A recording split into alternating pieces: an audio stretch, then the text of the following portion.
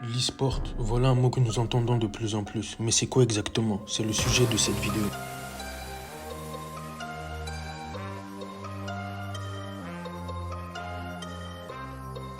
L'e-sport, contraction du mot anglais Electronic Sport, littéralement sport électronique, désigne l'ensemble des compétitions professionnelles dans le domaine tout particulier du jeu vidéo.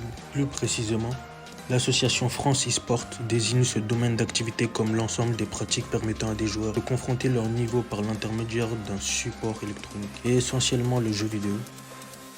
Et ce, quel que soit le type de jeu ou la plateforme, ordinateur, console ou tablette. Bien qu'il ait pris de l'ampleur récemment, l'e-sport n'est pas un phénomène nouveau. Les débuts de l'e-sport ont lieu dans les années 70 à 80 grâce à l'apparition des premiers jeux en ligne où l'on pouvait déjà assister aux premières compétitions. Ces compétitions sont appelées les LAN parties. Ce sont des événements où les joueurs amènent leur propre ordinateur pour s'affronter nuit et jour. Enfin, l'arrivée d'une connexion internet plus performante dans les foyers donne à l'e-sport une dimension globale, connectant les joueurs du monde entier.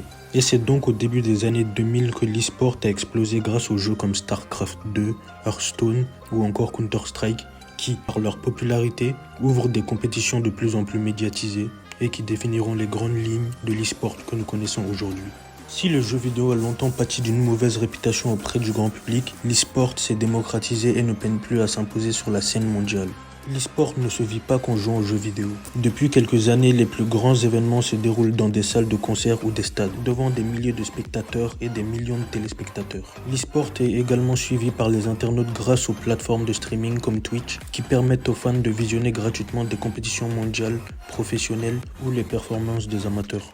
L'e-sport pèse près de 28 millions d'euros en 2018 en France et réunit près de 7,3 millions de Français. La France compte aujourd'hui plus de 800 associations e-sportives amateurs ou professionnelles.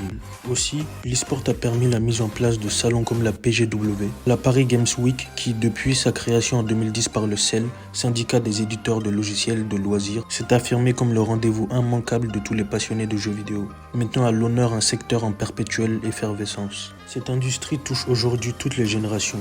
Les grands acteurs du secteur souhaitent donc offrir un salon à leur image qui s'adresse à la fois aux gamers, amateurs, familles et enfants. La Paris Games Week de 2019, qui est la dernière édition en date, ne fera pas exception et promet aux visiteurs une 10e édition exceptionnelle. 5 jours pour jouer, apprendre, découvrir, faire des rencontres et profiter d'un programme rythmé de surprises bientôt dévoilées. Ouverte au grand public, la Paris Games Week s'est donné une mission, offrir à tous les passionnés du jeu vidéo un événement exceptionnel où seront présents tous les constructeurs et éditeurs qui font le jeu vidéo.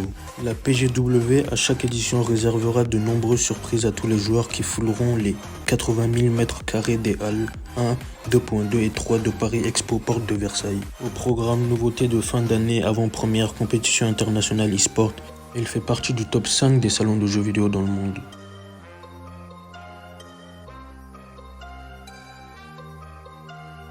L'e-sport est par essence accessible à tous et sur tous les supports. Chez soi, devant sa console, son ordinateur, lors d'événements e-sportifs, mais aussi sur smartphone et tablette. Un baromètre réalisé par Médiamétrie pour France e-sport en 2018 affirme que 2 millions d'internautes pratiquent l'e-sport. Counter-Strike, Call of Duty, FIFA, League of Legends, Street Fighter, Hearthstone, StarCraft 2, Dota 2, Super Smash Bros, Trackmania, Rocket League, Valorant, League of Runeterra. Les jeux vidéo compétitifs sont nombreux et variés dans leur style et dans la difficulté de prise en main. Qu'il s'agisse de FPS, de MOBA, de jeux de combat ou de stratégie, en 1v1 ou en équipe, chaque jeu dispose de ses propres caractéristiques et fait appel à différentes compétences de la part du joueur, tout comme c'est le cas pour chaque sport professionnel classique, basket, football, tennis. Chacun peut donc y trouver son jeu de prédilection et le pratiquer en amateur. Mais l'essor de l'e-sport et la multiplication des tournois aux récompenses de plus en plus importantes ont amené à la création d'équipes semi-professionnelles ou professionnelles. Imitant les structures sportives, elles regroupent des joueurs sur un ou plusieurs jeux, ainsi que des coachs, des analyses stratégiques et même des commentateurs pour la retransmission des matchs en direct. Elles sont sponsorisées par des marques informatiques comme Intel ou plus généralistes comme Orange. Si ces structures existent depuis la fin des années 90 en Corée du Sud, nation pionnière de l'e-sport, la France n'est pas en reste avec des équipes comme Millennium, Against All Authority ou encore LDLC pour ne citer qu'elles. D'un point de vue plus général, le milieu du jeu vidéo et l'e-sport sont souvent qualifiés à tort d'univers masculin. Les femmes y sont de plus en plus représentées, que ce soit en tant que joueuse, coach ou commentatrice. La France compte beaucoup d'e-sportifs de haut niveau. Corentin Houssen, alias Gotaga, est surnommé par ses fans The French Monster, est un prodige français. Gotaga a fondé sa réputation dans l'e-sport en jouant surtout à Call of Duty. Entre 2010 et 2016, il gagne plusieurs compétitions à l'échelle nationale.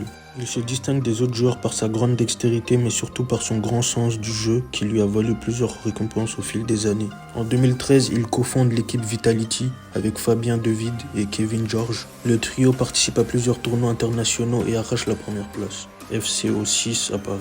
Marie-Laure Norindre, connue sous le pseudonyme de Kayane, est une joueuse professionnelle spécialiste des jeux de combat. Elle détient le record féminin mondial du nombre de podiums et est devenue une ambassadrice de l'e-sport français. Elle est également animatrice sur la chaîne de télévision Game One et organise ses propres événements, les Kayane Sessions, où les joueurs sont invités à s'entraîner et s'entraider. Enfin, on trouve une autre star de l'e-sport français en la personne de Bruce Granek, dit Spank. À 35 ans aujourd'hui, il est un prodige des jeux vidéo de football avec un palmarès impressionnant. Multiple champion de France et du monde. Il a été surnommé The Machine par ses adversaires car durant ses matchs, jamais il ne montre la moindre émotion. En 2015, il stoppe sa carrière pour se reconvertir en animateur et commentateur sur le jeu FIFA, notamment pour la chaîne L'équipe 21.